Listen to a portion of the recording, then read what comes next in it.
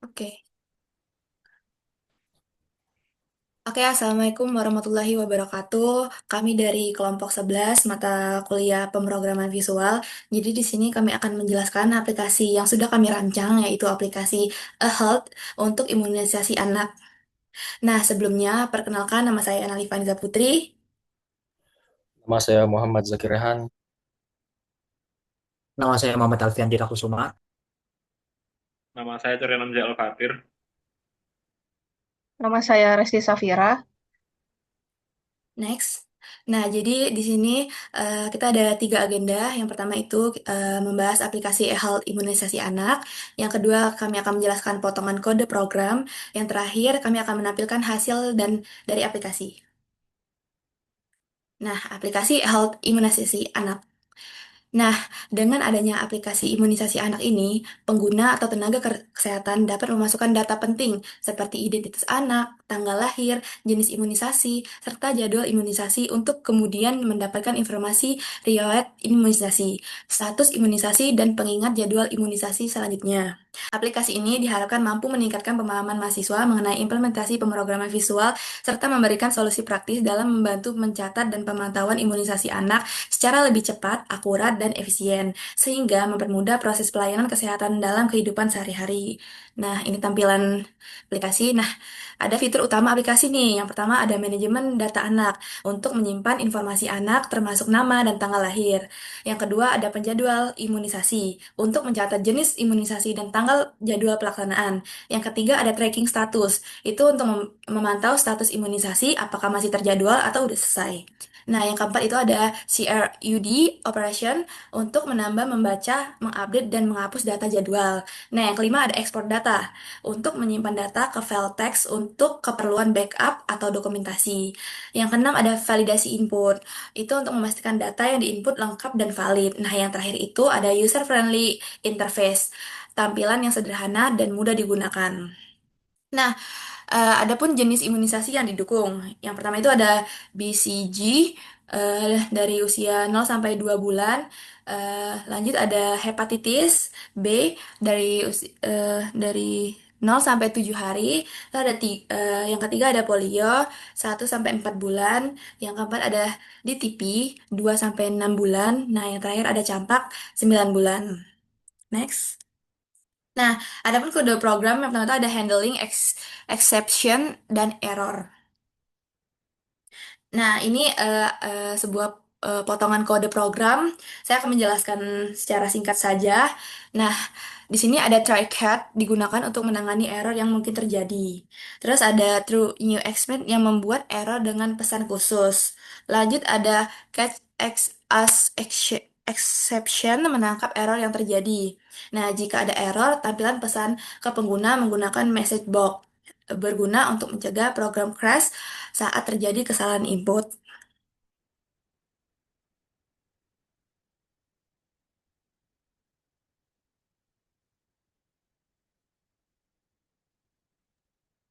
Lanjut.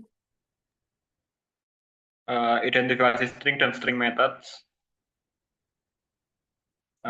Pada potongan kode ini, string adalah tipe data untuk menyimpan teks, dan trim digunakan untuk menghapus spasi di awal dan akhir teks. String is null or white space digunakan untuk verifikasi apakah string kosong atau hanya spasi.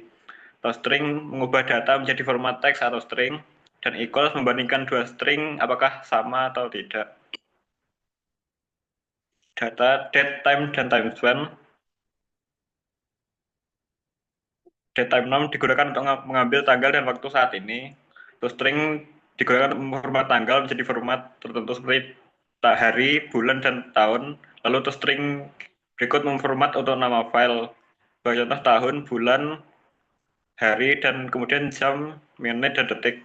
Date to day digunakan untuk mengambil tanggal hari ini. File datetime digunakan untuk mengambil tanggal terakhir file dimodifikasi. Array dan collection.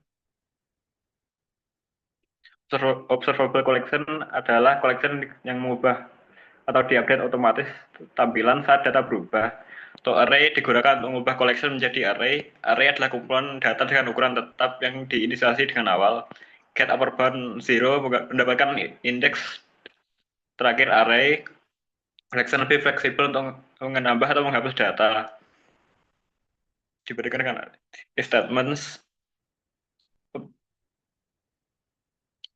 if dan else digunakan untuk membuat keputusan dalam program sesuai kondisional. Jika kondisi true, menjalankan kode di bagian then. Jika kondisi false, jalankan kode bagian else. Berguna untuk mengecek status dan mengambil tindakan berbeda.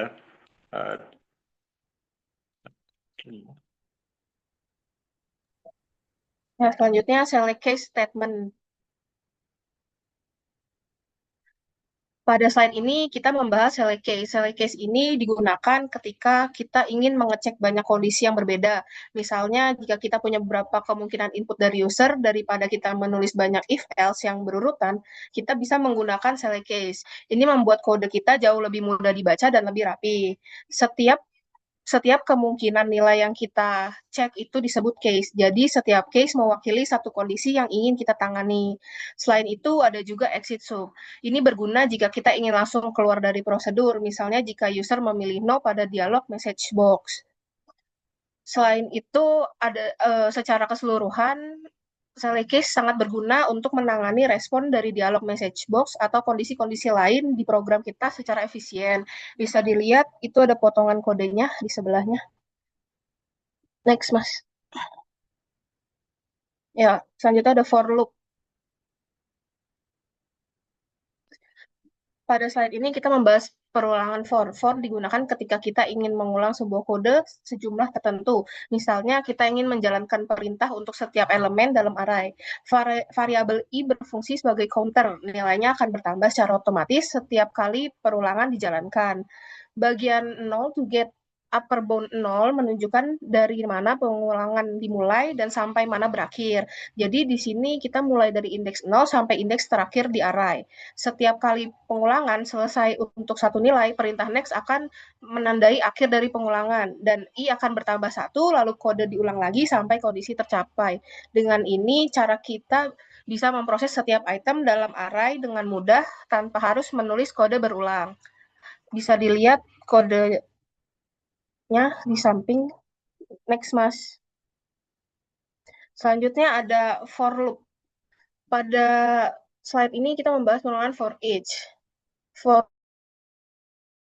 ingin mengulang setiap item dalam sebuah collection. Misalnya daftar data atau array. Keuntungannya ini lebih mudah dibandingkan for biasa karena kita tidak perlu repot dengan indeks. Variabel item berisi data dari elemen saat ini yang sedang diproses. Jadi setiap kali loop berjalan, item akan otomatis berisi elemen berikutnya dari collection.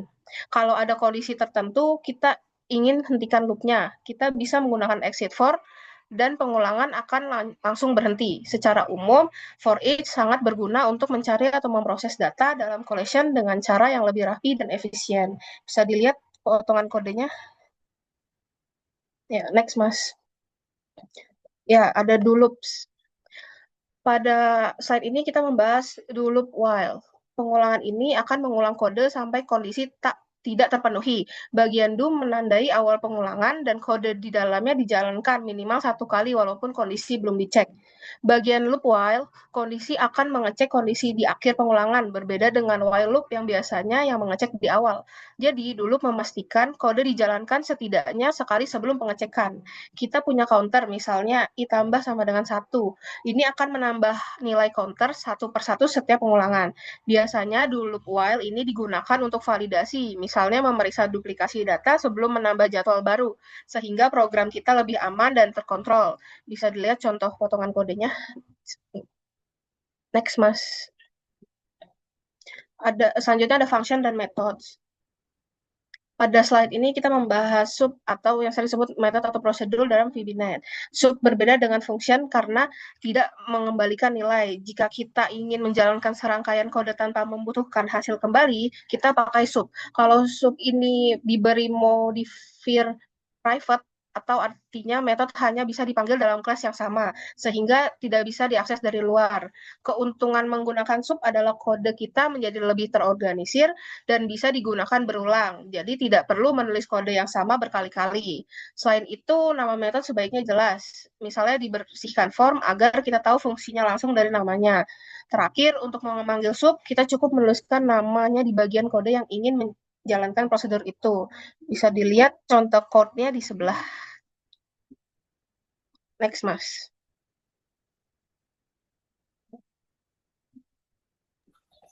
Selanjutnya yaitu by file dan by ref. Penjelasan by file yaitu by value atau by value sama parameter dikirim sebagai salinan nilai. Perubahan pada parameter tidak mempengaruhi variabel asli. By file adalah default di VB.NET.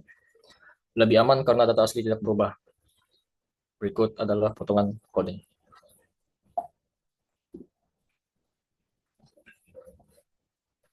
Selanjutnya yaitu passing arrays dan parameter. Penjelasannya itu data array, sarray adalah parameter bertipe array. Yang kedua, array dikirim ke metode save file untuk diproses. Metode menerima array dan bisa mengakses semua datanya, berguna untuk memproses banyak data sekaligus di metode terpisah. Berikutnya itu files and file datetime end time. Penjelasannya itu file open membuka file untuk ditulis, print line menulis teks ke file, file close menutup file setelah selesai, file datetime mendapatkan tanggal dan waktu, terakhir file dimodifikasi, directory .get files mendapatkan daftar file dalam folder, .last write time mendapatkan waktu terakhir file ditulis. Selanjutnya itu directory and my names. Penjelasan environment.get folder path mendapatkan path folder khusus Windows. Special folder personal adalah folder documents user. Directory create directory membuat folder baru jika belum ada. Directory get files mendapatkan semua file dalam folder dan digunakan untuk menggabungkan path folder. Ya, selanjutnya adalah control printing dan report printing. Oke, jadi di sini adalah potongan kode dari control printing dan report printing, yaitu print line 1 yang akan mencetak teks ke file yang dibuka dengan nomor 1. Dan untuk angka 1 ini adalah file number yang dibuka dengan file open. Jadi misal print line 1 tanpa parameter mencetak baris kosong. Dan ini digunakan untuk membuat laporan lebih terstruktur dalam file teks, data dicetak baris per baris dengan format rapi. Next. Selanjutnya alignment printed text. Ini adalah potongan dari alignment printed text, yaitu spasi ekstra ditambahkan secara label agar titik 2 sejajar, terus nama anak ditambah 8 spasi, terus jenis imunisasi itu ditambah 2 spasi, dan membuat tampilan reportnya itu lebih rapi dan mudah dibaca. Untuk alignment manual dengan menampilkan spasi sesuai kebutuhan, hasilnya label dan nilai terlihat teratur dalam kolom. Next. Selanjutnya adalah calculate text. Ini contoh potongan kode dari calculate text di mana con menghitung jumlah item dalam collection dan get upper bound 0 menghitung indeks terakhir array dan i plus 1 menghitung nomor record karena indeks mulai dari 0 dan string interpolar dollar dan digunakan untuk menggabungkan teks dengan hasil perhitungan dan hasil perhitungan itu akan ditampilkan dalam teks yang user baca. Next. Selanjutnya adalah penggunaan aplikasi imunisasi anak. Dari yang pertama itu ada menu utamanya terlebih dahulu, dan yang kedua itu kita bisa menambahkan terkait jadwal yang berisi nama, tanggal lahir, terus imunisasi dan tanggal imunisasi gitu. Next. Lainnya adalah edit jadwal, jadi kita bisa mengedit untuk jadwalnya apakah ada perubahan jadwal atau lainnya, dan juga kita juga bisa menghapus untuk jadwal tersebut gitu. Next. Dan selain itu kita juga bisa menyimpan untuk jadwal-jadwal yang ada ke file ya, untuk sebagai reporting, yang mana untuk hasil filenya itu seperti berikut ya. Next. Kita juga di sini untuk aplikasinya itu bisa membersihkan formnya. Jadi misal kita akan membersihkan semua formnya sekaligus, itu kita bisa langsung dengan tombol bersihkan ya. Ini sebelum dan sesudahnya. Next. Dan selanjutnya dan yang terakhir adalah hapus semua data gitu. Jadi kita bisa langsung hapus semua jadwalnya itu sekaligus gitu.